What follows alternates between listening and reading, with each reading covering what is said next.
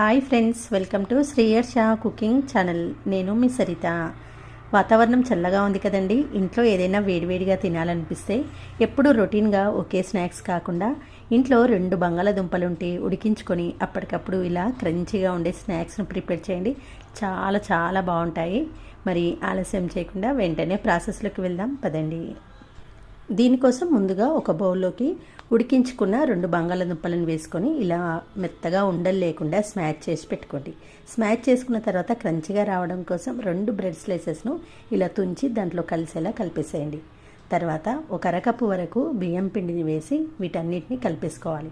ఈ బియ్యం పిండి వేయడం వలన ఎక్స్ట్రా క్రిస్పీగా రావడమే కాకుండా బైండింగ్ పర్పస్లో కూడా యూజ్ అవుతుంది. తర్వాత ఇవన్నీ కలిపేసిన తర్వాత సన్నగా కట్ చేసుకున్న కరివేపాకు, కొత్తిమీర, ఒక 2 పచ్చిమిర్చి, అర టీ స్పూన్ అల్లం వెల్లుల్లి పేస్ట్, అర టీ స్పూన్ జీలకర్ర, 1 టీ స్పూన్ సాల్ట్ వేసి పిండిలో అన్నీ కలిసేలా చక్కగా కలపండి.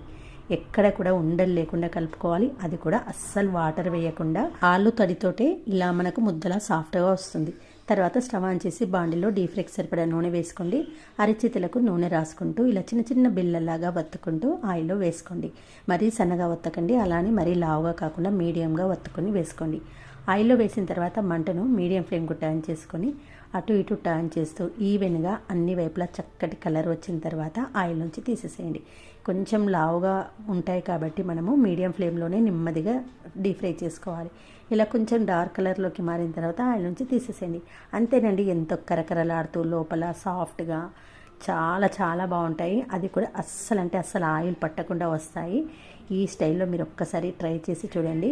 పిల్లలకైతే టమాటో కెచప్తో ట్రై చేయండి, వాళ్ళు ఎంతో ఎంజాయ్ చేస్తూ తింటారు. ఆనియన్ బోండా.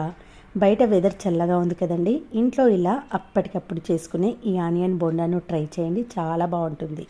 దీనికోసం ముందుగా ఒక మిక్సింగ్ బౌల్లోకి ఒక 4 పెద్ద సైజు ఉల్లిపాయను ఇలా పొడవు ముక్కలుగా కట్ చేసి వేసుకోండి. దీంట్లోకి ఒక 4 పచ్చిమిర్చిని సన్నగా తరుక్కొని వేసుకోండి.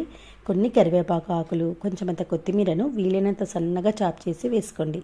తర్వాత ఒక అర టీ స్పూన్ వరకు అల్లం వెల్లుల్లి పేస్ట్, రుచికి సరిపడా సాల్ట్, 1/4 టీ స్పూన్ వరకు జీలకర్ర, చిటికెడంతా వంట సోడాను వేసి ఉల్లిపాయల్లోని నీరు బయటకు వచ్చేలా ఇలా పిసుకుంటూ కలపండి. అలా అయితే ఉల్లిపాయ ముక్కలు కూడా చక్కగా ఇలా పొడి పొడిగా అవుతాయి, దాంట్లోని నీరు అనేది బయటకు వస్తుంది. ఇప్పుడు దీంట్లోకి 1 కప్పు వరకు శనగపిండిని తీసుకోండి, అరకప్పు వరకు బియ్యం పిండిని తీసుకోవాలి. ఉల్లిపాయ ముక్కలు 2 కప్పుల వరకు ఉంటే 1 కప్పు శనగపిండి మాత్రమే తీసుకోవాలి. బియ్యం పిండి వేయడం వలన ఎక్స్ట్రా క్రిస్పీగా వస్తాయి. మనం వేసిన పిండి పూర్తిగా ఉల్లిపాయ ముక్కల్లో కలిసేలా కలపండి. ఇందులో ఒక్క చుక్క నీళ్ళు కూడా యాడ్ చేయకుండా ఉల్లిపాయలోని నీళ్ళతోనే ఇలా ముద్దలా అవుతుంది. చూడండి, ఈ కన్సిస్టెన్సీలో ఉంటే పిండి కరెక్ట్గా సరిపోయినట్టే. ఇప్పుడు చేతులకు ఆయిల్ రాసుకుంటూ ఇలా పైనే బాల్స్లా చుట్టేయండి. తర్వాత వేడివేడి నూనెలో వేస్తూ డీప్ ఫ్రై చేయాలి. స్టార్టింగ్లో హై ఫ్లేమ్లో పెట్టుకోండి. బాల్స్ అన్నీ వేసిన తర్వాత మంటను సిమ్లో పెట్టుకొని అటు ఇటు టర్న్ చేస్తూ మంచి గోల్డెన్ బ్రౌన్ వచ్చిన తర్వాత ఆయిల్ నుంచి తీసేసేయండి. ఈ బాల్స్ అనేది పైనే చుట్టుకుంటూ వేయాలండి, అలా అయితేనే లోపల వైపుకు పిండి గుల్లగా అవుతాయి. అంతేనండి, ఈ కలర్లోకి రాగానే వేడివేడిగా ఉన్నప్పుడే టమాటో కెచప్తో సర్వ్ చేయండి. టేస్ట్ చాలా చాలా బాగుంటుంది.